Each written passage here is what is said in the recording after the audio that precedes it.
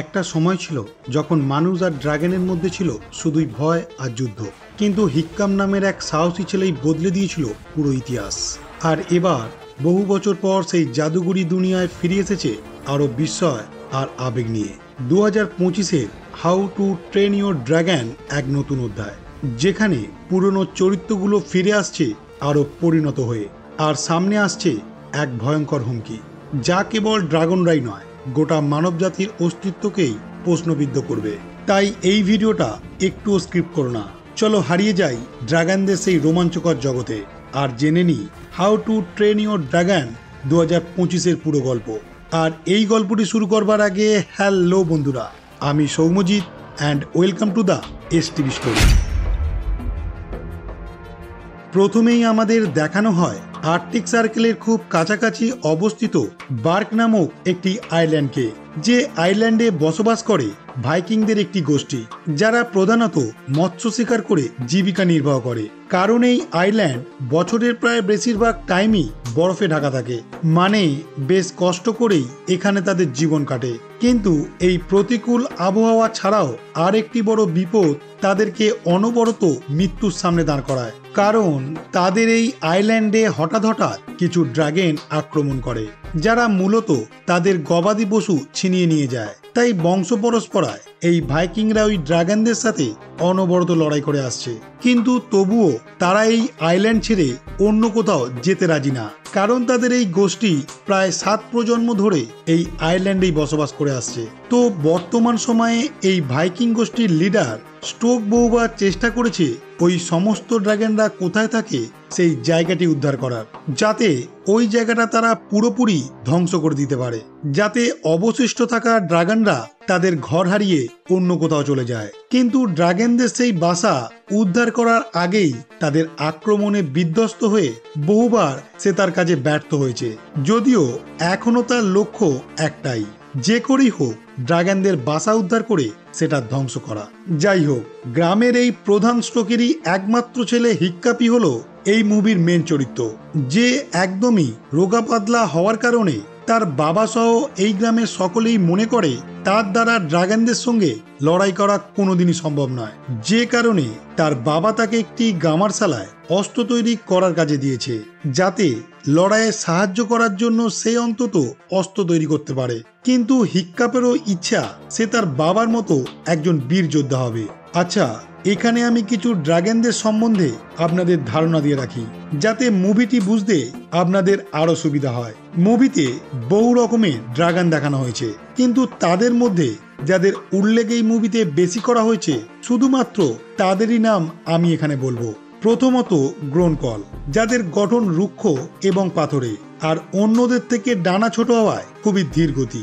দ্বিতীয়ত জিবল ব্ল্যাক, যেটি একটি 2 মাথাওয়ালা অদ্ভুত ড্রাগন, কারণ তার এক মুখ দিয়ে সে বিশেষ এক গ্যাস নির্গত করে, আর অন্য মুখ দিয়ে আগুন নির্গত করে সবকিছু জ্বালিয়ে দেয়। তৃতীয়ত ডেডলি নেডার, যার দেহ শত শত ধারালো কাঁটা দিয়ে আবৃত, যে কাঁটার মাধ্যমেই সে তার শত্রুদের ওপর আক্রমণ করে। চতুর্থ নাইটমেয়ার, যার ক্ষমতা নিজের শরীরকেই আগুনে পরিণত করে সবকিছু ধ্বংস করে দেওয়া।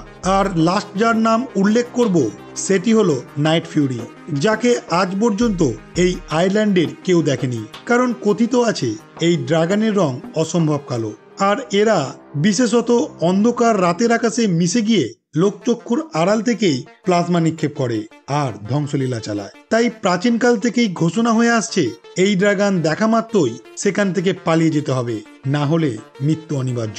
তাহলে এবার গল্পে ফেরা যাক। তো হঠাৎ তাদের এই আইল্যান্ডে একদিন ড্রাগন আক্রমণের টাইমে সকল ভাইকিং যখন ড্রাগনদের সঙ্গে লড়াই করতে ব্যস্ত, তখন হিক্কাপও সকলের এই কাজে সাহায্য করতে চাইলে তার শিক্ষক, মানে যে ওই কামারশালায় হিক্কাপকে অস্ত্র তৈরি করা শেখাতো, সেই গোবার তাকে বাইরে বেরোতে বারণ করে এবং কামারশালাতেই আটকে রাখে।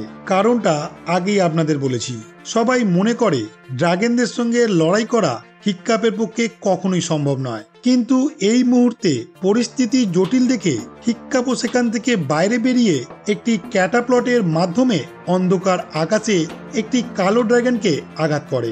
কিন্তু পরক্ষণেই একটি নাইটমেয়ার তাকে আক্রমণ করতে গেলে তার বাবা কোনো প্রকারে তাকে বাঁচিয়ে নেয়। তারপর সে যখন জানায় সে একটি কালো ড্রাগনকে গুলি করে হত্যা করেছে, তার কথা তখন কেউই পাত্তা দেয় না, কারণ তাদের মনে হয় হিক্কাপ কোনো ড্রাগনকে হত্যা করবে এটা একদমই গল্প কথা। কিন্তু হিক্কাপ তাদের কারোর কথায় পাত্তা না দিয়ে লুকিয়ে একাই বেরিয়ে পড়ে জঙ্গলের মধ্যে তার প্রমাণ খুঁজতে, কারণ সে একদমই দৃঢ় বিশ্বাসী একটি ড্রাগনকে সে হত্যা করেছে। আর অবাক করার মতো বিষয় হলো কিছুটা খোঁজার পর জঙ্গলের মধ্যেই বলছে আটকে পড়া একটি নাইট ফিউরিকে সে দেখতে পায়। মানে হিক্কাপ যে ড্রাগনটিকে আঘাত করেছিল সেটাই এখানে পড়ে রয়েছে। ফলে হিক্কাপ তার কাছে থাকা একটি ছুরির মাধ্যমে সঙ্গে সঙ্গেই ওই ড্রাগনটিকে হত্যা করার চেষ্টা করে, কারণ তার গ্রামবাসীর কাছে তাকে প্রমাণ করতে হবে সেও ড্রাগন শিকার করতে পারে। কিন্তু পরক্ষণেই সে উপলব্ধি করে একটি প্রাণীকে সে এইভাবে কিছুতেই হত্যা করতে পারবে না। তাই মানসিকতার খাতিরে দড়ি কেটে ওই ড্রাগনকে সে সঙ্গে সঙ্গেই মুক্ত করে দেয়। কিন্তু মুক্ত হয়ে সে হিক্কাপকেই আক্রমণ করে বসে। যদিও হিক্কাপকে অবাক করে ওই ড্রাগন, কারণ তার কোনো ক্ষতি না করেই সেখান থেকে সে পালিয়ে যায়। ফলে হিক্কাপও সেই মুহূর্তে ওই স্থান থেকে তার বাড়ি ফিরে আসে। এই দিকে তার বাবা বারবার ড্রাগনদের আক্রমণে অতিষ্ঠ হয়ে সিদ্ধান্ত নেয় একটি নৌবহর নিয়ে আবারও তারা রওনা হবে ড্রাগনদের গুহা ধ্বংস করার জন্য। আর সেই মতো একটি নির্দিষ্ট দিনে বেশ কিছু ভাইকিংদের নিয়ে স্টোক রওনা হয় ড্রাগনদের বাসা খোঁজার উদ্দেশ্যে। কিন্তু চলে যাওয়ার আগে স্টোক তার বিশ্বস্ত সেই গোবারকে দায়িত্ব দিয়ে যায় তার ছেলেকে ড্রাগন ফাইটিং ক্লাসে ট্রেনিং দেওয়ার জন্য। মানে এখানে বসবাসরত সমস্ত ভাইকিংদের ছোট থেকে ট্রেনিং দেওয়া হয় কিভাবে ড্রাগনদের সাথে লড়াই করতে হয়। আর এই ট্রেনিং এর জন্য বেশ কিছু ড্রাগনকে ভাইকিংরা আগে থেকেই এখানে আটকে রেখেছে, যাদের সামনে উপস্থিত হয়েই এক এক করে তাদেরকে হারানোর ট্রেনিং নিতে হয়। কিন্তু এতদিন স্টোক তার ছেলেকে ওই ট্রেনিংয়ে পাঠায়নি, কারণ সে বিশ্বাস করে তার ছেলে হয়তো ওই ট্রেনিংয়ে ওই ড্রাগনদের কাছে নিহত হবে। কিন্তু গোবার যখন স্টোককে বিশ্বাস করায় তার ছেলে এতটাও দুর্বল নয় যতটা সে মনে করে, তখন সে এক প্রকার অনিচ্ছা সত্ত্বেও গোবারকে দায়িত্ব দেয় তার ছেলেকে ট্রেনিং দেওয়ার জন্য। তো গ্রামের কিছু বালক বালিকার সঙ্গে হিক্কাপও যখন প্রথম দিন ওই প্রশিক্ষণে উপস্থিত হয়, তখন একটি গ্রোন কলের কাছে প্রায় সে মারা যেতে বসে। তাই ট্রেনিং শেষে সে ভাবতে শুরু করে ছোট থেকে যে সে শুনে আসছে ড্রাগনরা সবসময় মানুষদের হত্যা করতে যায়, তাহলে ওই নাইট ফিউরি সেদিন তাকে কেন মারেনি। ফলে এই প্রশ্ন মাথায় নিয়েই হিক্কাপ পরের দিন আবারও উপস্থিত হয় সেই জায়গায়। আর সেখানেই এইদিক ওদিক ঘুরে সেই নাইট ফিউরিকে সে ওই স্থানেই দেখতে পায়। কিন্তু প্রশ্ন হলো ড্রাগনটি এইখানে এখনো কেন রয়েছে। হিক্কাপ যখন এই প্রশ্নের উত্তর খুঁজতে যায় তখনই সে বুঝতে পারে নাইট ফিউরির লেজের একটি অংশ কেটে গেছে, যে কারণে সে এখন আর স্বাভাবিকভাবে উঠতে পারছে না। ফলে পরের দিন একটি মাছ নিয়ে এসে ওই ড্রাগনটিকে খেতে দিয়ে সে তার আস্থা অর্জন করার চেষ্টা করে, যার পর ওই স্থানেই বেশ কিছুক্ষণ টাইম কাটানোর পর হিক্কাপ চোখ বন্ধ করে তার দিকে হাত বাড়িয়ে দেয়। আর ড্রাগনটিও তার ব্যবহার দেখে অনায়াসে তার কাছে চলে আসে। মানে হিক্কাপ ড্রাগনটির ভরসা জিতে নেয়, যার পর ড্রাগনটিকে সাহায্য করার জন্য পরবর্তী দিনই সে একটি কৃত্রিম লেজ তৈরি করে আনে, যার সাহায্যে নাইট ফিউরি আবারও ঠিকঠাকভাবে উঠতে পারবে। আচ্ছা, এখানে আমি বারবার ড্রাগনটিকে নাইট ফিউরি বলছি, কিন্তু এখানে হিক্কাপ ড্রাগনটির নাম রাখে টুথলেস, কারণ নাইট ফিউরির দাঁতগুলি একদমই দেখা যায় না। যাই হোক, এই মুহূর্ত থেকে আমি ড্রাগনটিকে টুথলেস বলেই অভিহিত করব। তো কৃত্রিম লেজ লাগানোর পর টুথলেস যখন ঠিকমতো উঠতে শুরু করে তখনই সে এখান থেকে পালিয়ে যাওয়ার চেষ্টা করে। কিন্তু পরক্ষণেই সে বুঝতে পারে হিক্কাপ যতক্ষণ তার পিঠে বসে রয়েছে ততক্ষণই তার কৃত্রিম লেজ ঠিকঠাকভাবে কাজ করবে, আর হিক্কাপ ছাড়া তার নতুন লেজ অক্ষম। তাই টুথলেসও এক প্রকার বাধ্য হয়েই দিনের পর দিন হিক্কাপের সঙ্গে টাইম কাটাতে শুরু করে।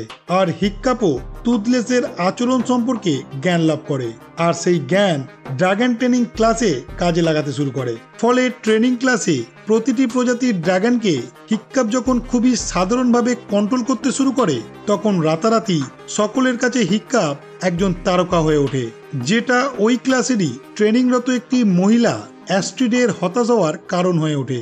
কারণ হিক্কাপের মতো একজন ভীতু ছেলে এত সহজে ড্রাগনদের কন্ট্রোল করছে, এটা সে কিছুতেই মেনে নিতে পারছে না।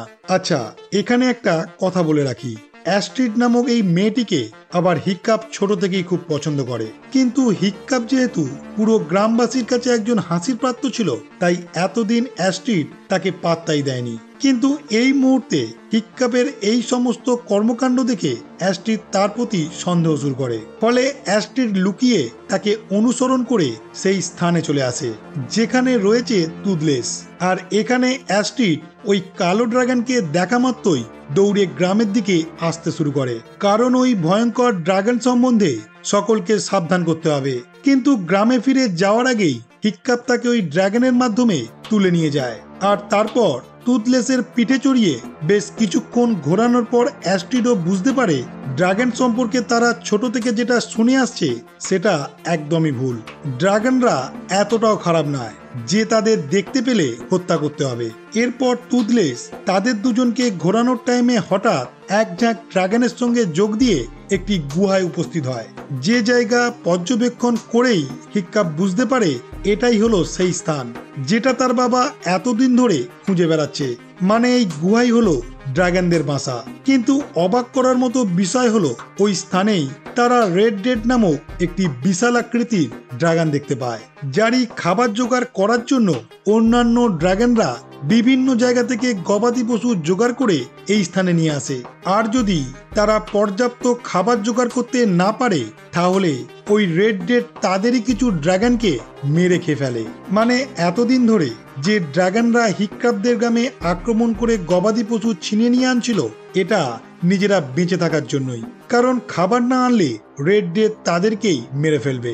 তো এইটা জানার পর এই স্থান থেকে ফিরেই অ্যাস্ট্রিড এই ঘটনা সমস্ত গ্রামবাসীদের জানাতে চায়, কিন্তু হিক্কাপ তাকে রিকোয়েস্ট করে সে যেন এই ঘটনা কাউকে না জানায়, কারণ এটা জানলে তার বাবা সর্বপ্রথম টুথলেসকেই বন্দি বানাবে বা হত্যা করবে। তাই হিক্কাপ এই নিয়ে একটু চিন্তা ভাবনা করতে চায় কি করলে এই ড্রাগনদের বাঁচানো সম্ভব। কিন্তু অ্যাস্ট্রিড তাকে মনে করিয়ে দেয় আগামীকালই রয়েছে তার অগ্নি পরীক্ষা। মানে হিক্কাপ যে এতদিন তার ট্রেনিং ক্লাসে সমস্ত ড্রাগনদের কৌশলে কাবু করে নায়ক হয়ে উঠেছিল, ঠিক সেই কারণেই আগামীকাল পুরো গ্রামের সামনে একটি ড্রাগনকে হত্যা করার জন্য নির্বাচিত করা হয়েছে হিক্কাপকে, যেটাই এখন তার কাছে একটা অগ্নি পরীক্ষা। কারণ হিক্কাপ নিজেও খুব ভালো করে জানে সে কোনো ড্রাগনকে হত্যা করতে পারবে না। যাই হোক, ইতিমধ্যে আবার হিক্কাপের বাবা তার বিধ্বস্ত নৌকা বড় নিয়ে বাড়ি ফিরে আসে, কারণ এবারও তারা ড্রাগনদের বাসা খুঁজে পায়নি। কিন্তু বাড়িতে ফিরেই স্টোক যখন তার ছেলের বীরত্বের কথা শোনে, তখন সেও খুব উত্তেজিত হয়ে ওঠে এবং পরবর্তী দিন তার ছেলে ওই ড্রাগনকে কিভাবে হত্যা করে সেটা দেখার জন্যই আগে ভাগে তৈরি হয়ে যায়। কিন্তু হিক্কাপ সেই ড্রাগনের সামনে উপস্থিত হয়ে তার সঙ্গে লড়াই করার বদলে ঠিক একইভাবে তার দিকে হাত বাড়িয়ে দেয়, ঠিক যেমনটা সে টুথলেসের সাথে করেছিল।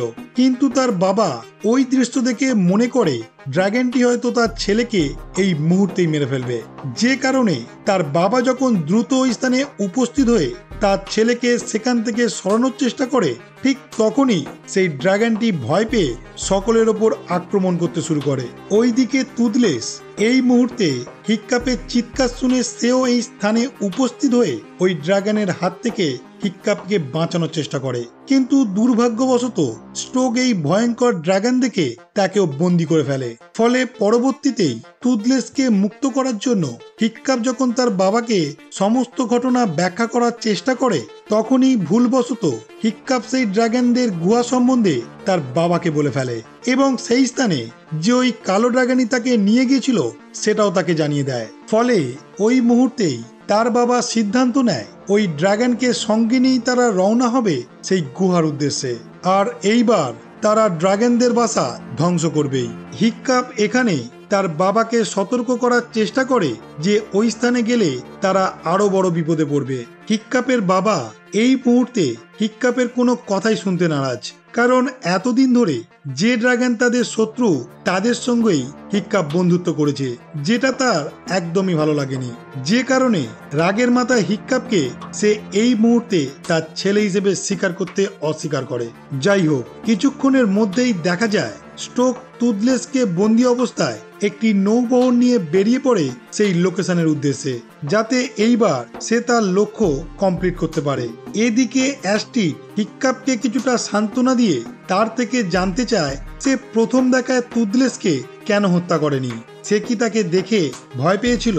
উত্তর দিতে গিয়ে হিক্কাপ নিজেই বুঝতে পারে সে ভয়ের কারণে ওই ড্রাগনকে সেদিন হত্যা করেনি, এই রকমটা একদমই নয়, বরং এক প্রকার মানবিকতার খাতিরেই টুথলেসকে ওই দিন সে হত্যা করতে পারেনি। তাই এটা বুঝতে পারার সঙ্গে সঙ্গে হিক্কাপ উপস্থিত হয় সেই সমস্ত ড্রাগনদের সম্মুখে, যাদের সম্মুখেই তারা এতদিন ট্রেনিং নিচ্ছিল।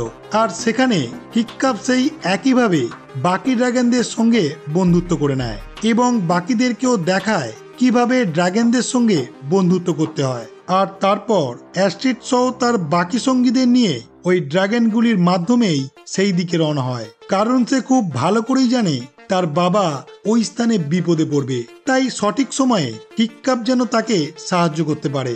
এই দিকে দেখা যায় স্টোক এবং তার ভাইকিংরা টুথলেসের সাহায্যে ড্রাগনদের সেই গুহা উদ্ধার করে সেটা ভেঙে দেয়। ফলে ভেতরে বসবাসরত সেই বিশাল আকৃতির রেড ডেড বাইরে বেরিয়ে তাদের জাহাজগুলি সম্পূর্ণ জ্বালিয়ে দেয়। স্টোক তখন খুব ভালো মতোই বুঝতে পারে তার ছেলে যে তাকে এই স্থানে আসতে বারণ করেছিল সেটা তাদেরই ভালোর জন্য, কিন্তু এখন যেহেতু এই বড় দানবদের সামনে সমস্ত ভাইকিংরা মারা যেতে চলেছে, তখন স্টোক নিজে ওই দানবকে ব্যস্ত রেখে বাকিদের এখান থেকে চলে যাওয়ার অর্ডার দেয়। কিন্তু রেড ডেড যখন স্টোক এবং গোবারকে প্রায় হত্যা করতে যায়, ঠিক তখনই হিক্কাপ এবং তার সহপাঠীরা সেই স্থানে উপস্থিত হয়ে রেড ডেথকে বিভ্রান্ত করতে শুরু করে।